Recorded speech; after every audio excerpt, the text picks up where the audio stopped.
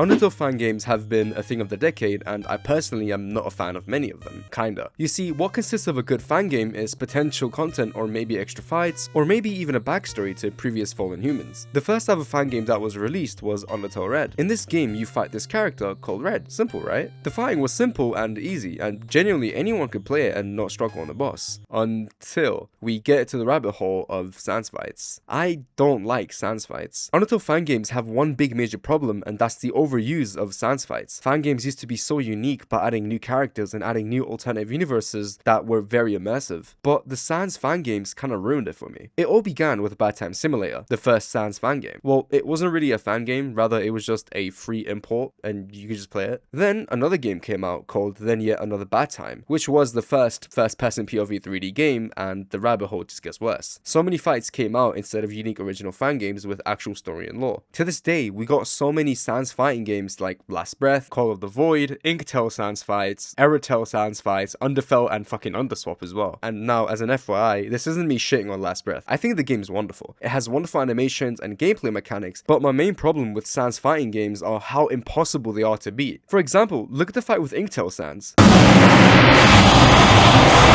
What the fuck am I looking at? Sans fighting games have become a clusterfuck. The overuse of gaster blasters and random ass moves that no one can evade unless they practice for more than 5 hours straight. Now, this isn't me crying about, oh man, this is too hard. I really want you to understand that fan games are enjoyable with a bit of challenge, sure. But when it comes to dodging shit like this, it's just fucking overkill. Most Undertale fan games such as Undertale Yellow stand out because they take a break from the two funny skeleton brothers and introduce new unique characters. Many fan games of Undertale either try to retell the story or add a little twist in them, and that's genuinely just boring. Adding extra lore that expands the world of Undertale is the golden rule of fan games, in my opinion. For a fan game to be great and remembered as one of the greatest fan games, it has to bring something new to the table, rather than Angry Sans going berserk by spamming gaster blasters.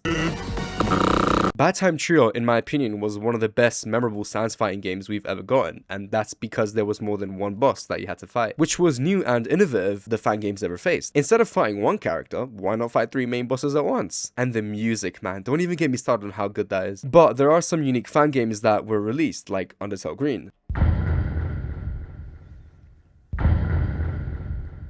You play as a fallen human called Cody who was found in the mines with young Undyne. Undyne attacks you because she was told to attack any fallen human, and she turns you green, only to find out that you have no weapon. After that, Undyne decides to give you a pan to make it into a fair fight, and then she gives up not being able to kill you, due to her morals and her compassion. This introduction to Undyne is perfect. The necessity to make the fight fair perfectly captures and represents the actual character. In the original game, Undyne gives you a spear to defend yourself, even if you were on the genocide route slamming out all her friends. This shows that Undyne isn't only just brave, but cannot stand unfair matchups and unfair advantages. And this game perfectly captures that. After befriending Undyne, you meet with a turtle that basically runs the ruins and asks you to do the puzzles for them, even though he probably is the one who made it. Oh, and by the way, Undyne forgets to turn your soul back to red, so when you fight enemies, you're basically still stuck in that green mode. It's a nice attention to detail, and it shows how immature and inexperienced Undyne is. Props to the game devs, that's a really good attention to detail. Anyways, you solve puzzles to try to keep moving forward and escape the mines, and the area designs are just genuinely fine. It's nothing mind-blowing, but it's nice to see unique things time to time. I'm happy we didn't get the approach of the human falling down and meet with Flowey. This approach, I think, innovates things and pushes other game developers to stray in their own path of game introductions of Undertale fan games. The enemies in this game are great as well. You get enemies like laptops, arcades, and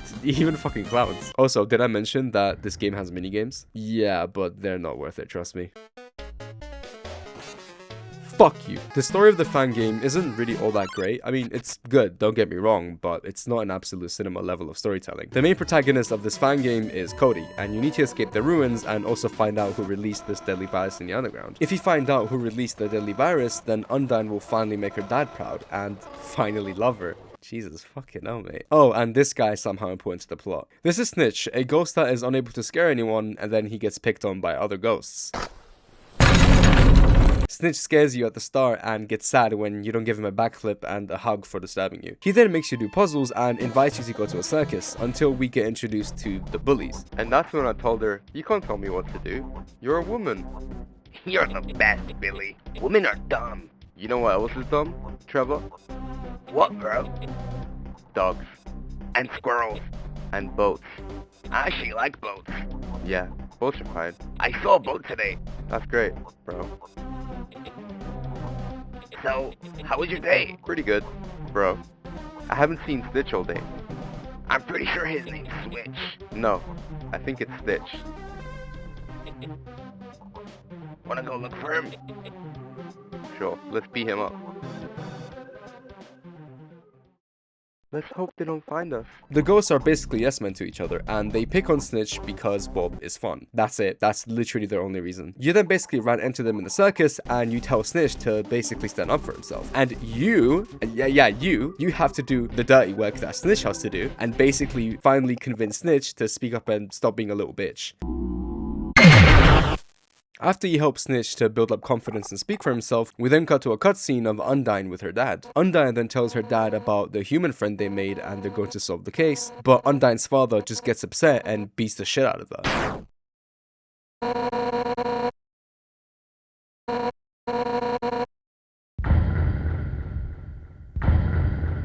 Fuck it up. The gameplay mechanics were fine. I mean, the fights were okay, and they were kind of creative. The minigames and the little, boss fights you had to do were really, really nice. There is a genocide route, and Flowey does play a role in this. He does question your behaviors and ask if you want to continue. Undyne also questions your actions and basically gets creeped out by you, saying that you basically killed everyone in the mines and it smells like dust. The game really does try to make you feel bad for picking the genocide route, but it just really doesn't work. The more you do progress trying to complete the genocide route, the more Flowey does speak to you, saying that this isn't the route you want to go to and you're going to need a lot of luck because it is going to get harder. After you meet Snitch, then Snitch also realizes that you're a killer and he basically turns into a big bad guy. And then you have to fight 3 of them, and then after you basically beat them, they realize that they can't die, they're ghosts anyways, so they just leave. And at the end of the game, you get introduced to Flowey, and Flowey is actually surprised at your genocide route. That's how the game ends, and that's all there is to it. But the game is generally alright. It's like a solid 6 out of 10. Another game I really loved is This Shit Underswap, or TS Underswap, whatever it's called, which in my opinion is the best Fangame AU I've ever played. You fall down as a human who explores the underground, and you find an empty stand. After interacting with it, Temmie comes out and teaches you how to play the game. They say the usual Flowey dialogue, and then Temmie tries to convince you to walk into her attacks to give her some love. Obviously, I'm fucking dodging that. Then it's revealed that Temmie wants to consume your soul because it has a lot of value, and then when Temmie turns into this Lovecraftian creature, Asgore comes and saves you.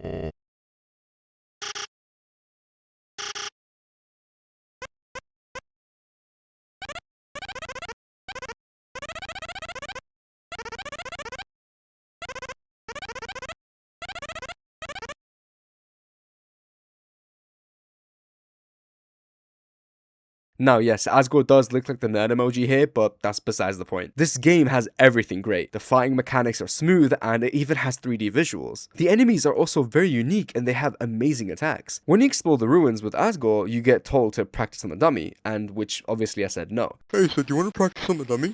No. After you reject the offer, the dummy is revealed to be the angry possessed dummy and tells you that we're their new arch nemesis. Okay, cool. When you further explore the ruins, you have to complete more puzzles, which, personally, I didn't like them. The puzzles are very creative and they're very nice, but my impatient ass just hated redoing them over and over and over again. Like, generally, I'm just fucking stupid, so the puzzles are great, it's just that my ass couldn't solve them. Also, I hate the puzzles where you have to fall down and keep trying again to find the hidden pathway or whatever. That shit's so annoying. There's also cosmetics you can get, such as a cowboy hat and a toy gun, which is a really cool reference to Clover. And when you equip that hat, you get extra animations when your character puts on the hat and does the funny little emotes. And crazy enough, you literally even get rewarded for having the cowboy hat on. This guy in the bar gives you gold and says, "Nice hat, stranger." That's so fucking cool, bro. Anyways, after you cross the bridge, the dummy then just comes out of nowhere and gives you a little monologue and breaks it,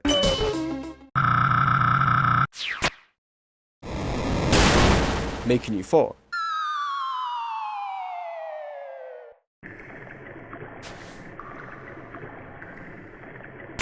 You end up in the sewers, and after dodging some liquid leaking from the pipes, the dummy comes again and realizes that that was not his plan. He didn't know what to do then. So then he chases us. The chase was really easy and genuinely enjoyable. It was really fun, and it was really creative the way the dummy chased you. After you escape the dummy by locking the door behind you, you then escape the sewers and you end up in the city.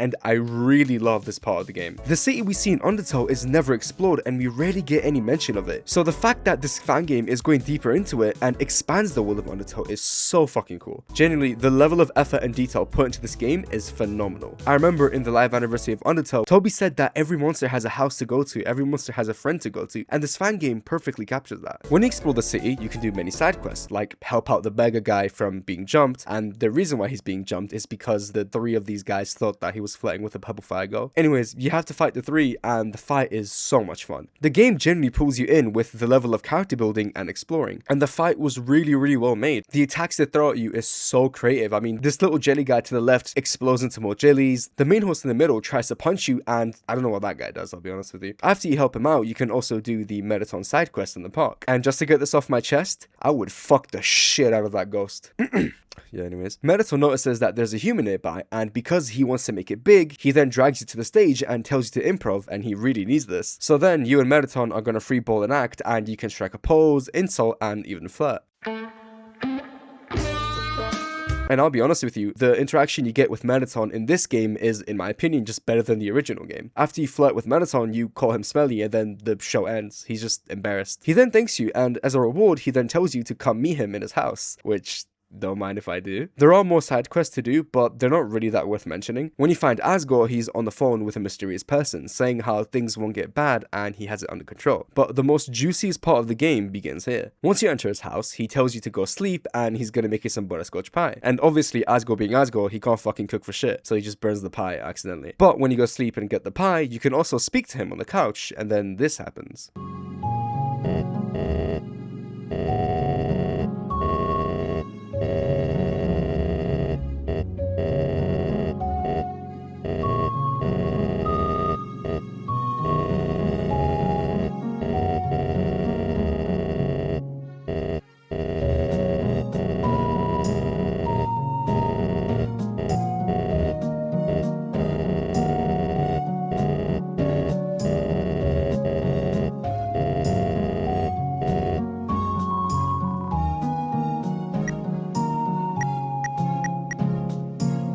Your choices don't matter. This really reminds me a lot of Deltarune, where Chris doesn't have the choice to speak their own thoughts. It's the player deciding what dialogue option they want. It's as if Chris and the character in this fan game, they don't have any choice in their anatomy and their own thoughts. Even if you keep trying to say what a character is thinking, we will change it into our own liking, to the point where our character begs for help.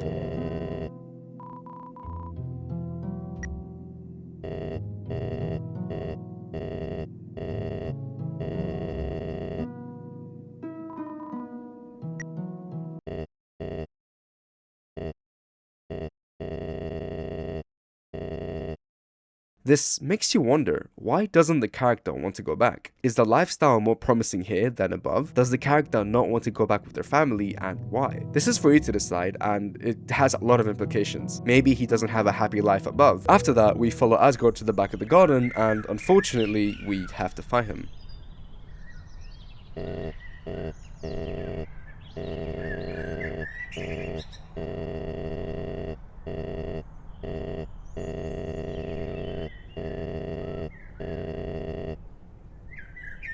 It's implied, by the way, that Asgore already lost a child that previously fell down here, and he can't make the same mistake again, showing his true soft side and amazing compassion. This shows you why he's really liked in the original game as well. He's a very sweet person that genuinely cares for people, but unfortunately, we still have to fight him.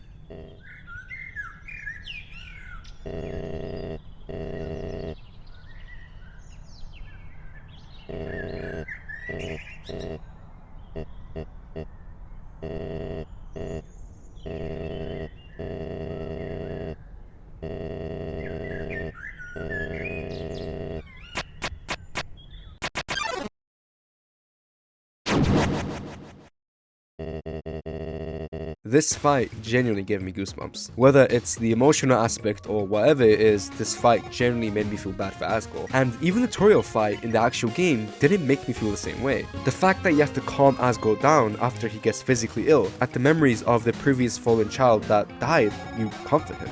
And then this happens.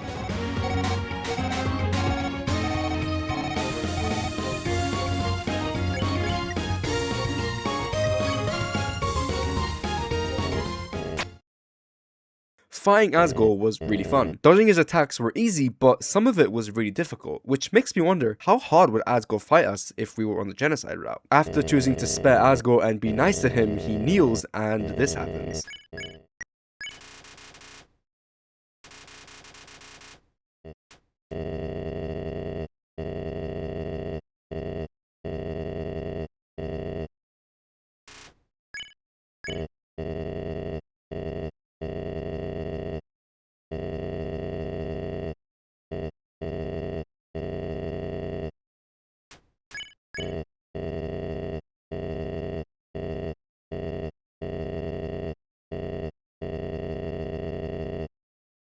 Asgore believes in you. He believes in our character and he believes that we have amazing determination. Our determination has a striking resemblance to the previous child, and that cheers him up.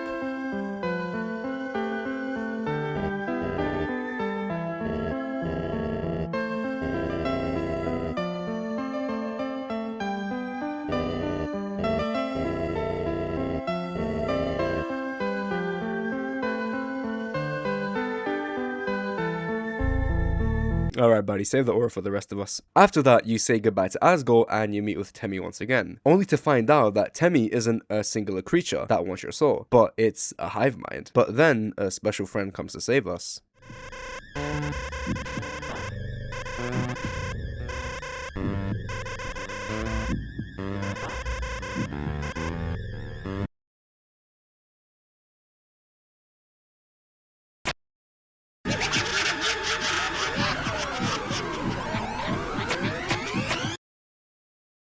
It's Flowey. Flowey then tells Temmie that he's gonna snitch on his bitch ass and get Asgore on him, but then Temmie just fucks off and runs away. After that, we get a full introduction to Flowey, and we basically realize that he's not the bad guy anymore, which is very contradictory to the actual source material, but that's the uniqueness to it. And then after having a talk with Flowey, we then get to leave the ruins. Oh yeah, by the way, you get to meet Sans and Papyrus. After exploring Snowdin, you then get to meet Sans, which is a Batman character, kind of, like a hero. It's obvious that it's supposed to be swapped, so Sans is the one trying to be a hero, and Papyrus is trying to be the nonchalant character. This game has one of the best potentials I've ever seen in a fan game, lore-wise and gameplay-wise. And personally, I think that sometimes this fan game did better introductions than the original. Okay, that's maybe a stretch, but it's still great, you get the point. Later in Snowdin, you meet more lovable characters, but you meet new characters at that, like a tree branch and a fisher. He's the hardest, I'll be honest with you. Editing the video, this shit does not look like a tree branch. That's a fucking log, bro. Why did I call it a tree branch? Now, this game has so much to go into, like the genocide route and how things are so different. But I want to save the spoilers and make a full separate video on this, talking about it in detail. The game is amazing, and I think that this demo has the same level of potential as Undertale Yellow. That's why I adore games like these and Undertale Yellow. The reason why I love Undertale Yellow is because the endings make sense. There's an ending in Undertale Yellow where the main protagonist dies and his hat is later found by Bratty and Catty, the two merchants in the game that sell you the cowboy hat. Now, this approach, in my opinion, stands out a lot. The game developers obviously expand on the Undertale universe while trying to stay loyal to the original source canon. But another issue I do have with fan games is that most of them are never finished. A lot of promising fan games are just down the drain and forgotten. It's as if the hype or the love for making the game died down and we're never gonna see it again. Another thing I want to talk about is that I adored as a little jit was Gaster fights. And oh my god, this shit had me shitting and pissing in my pants, bro. The concept of fighting a mysterious character after finding out that they're not to be fucked with is such a cool thing, and this, to me as a kid, stood out the most. I always saw Gaster as one of the most powerful Undertale characters, and the concept of Gaster always fascinated me as a kid. I grew up thinking and believing in the theory that Gaster was a relative or a father figure to Sans and Papyrus that tragically disappeared, which obviously isn't stated. But when Gaster was introduced as an opponent in fan games, that just made my kid brain just activate neurons. One thing you do have to take into account is that Gaster fights has little to no lore, and this mysterious and possibly omnipresent character is just out to get us and stop us from messing with his plans. Now, at the end of every fan game ever, they never let you win against Gaster, and as boring as it sounds, to me that's such an interesting concept. You were never supposed to win against Gaster, you were only supposed to die, but whether you defy those odds, you just get booted off the game, which ultimately makes your decisions useless. It's as if your destiny was already decided. Oh yeah, and then there's a fan game where Kara pushes off Gaster for some reason. Yeah, let's just ignore that one. Another example of a great gasifying game is with Call of the Void, and the 2.5 one to be exact. In this game, you fight Sans and Papyrus, but then Gaster also gets involved, and if you somehow manage to beat Sans and Papyrus, Gaster then ultimately stops you and says this.